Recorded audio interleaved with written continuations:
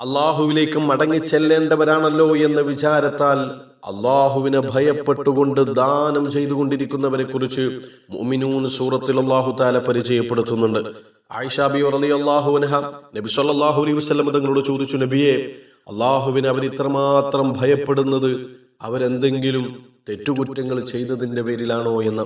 നബി സല്ലല്ലാഹു അലൈഹി വസല്ലം തങ്ങൾ അതിന് പറഞ്ഞ മറുപടി എന്താണെന്നറിയോ? അവര് തെറ്റ് ചെയ്തതിന്റെ പേരിലല്ല. അവര് നിസ്കരിക്കുന്നവരും നോമ്പെടുക്കുന്നവരും ദാനം ചെയ്യുന്നവരൊക്കെ തന്നെയാണ്. പക്ഷെ അവരെ ഭയപ്പെടുന്നത് അവർ ചെയ്ത അമലുകൾ അള്ളാഹു സ്വീകരിക്കാതിരിക്കുമോ എന്ന ആ ഒരു ഭയപ്പാടാണ്, ആ ഒരു പേടി കൊണ്ടാണ് അവർ ദാനം ചെയ്തുകൊണ്ടിരിക്കുന്നത് എന്ന് നബി സല്ലല്ലാഹു അലൈഹി വസല്ലം തങ്ങൾ മറുപടി പറയുകയാണ്. യഥാർത്ഥ ഒരു മുഅ്മിനിന്റെ സ്വഭാവമാണത്. നന്മകൾ ചെയ്തു കഴിഞ്ഞാൽ, നന്മകൾ ഏതുമാവട്ടെ, നന്മകൾ ചെയ്തു കഴിഞ്ഞാൽ അത് സ്വീകരിക്കാതിരിക്കുമോ എന്നൊരു പേടി ഒരു വിശ്വാസിയുടെ ഹൃദയത്തിലുണ്ടാകും.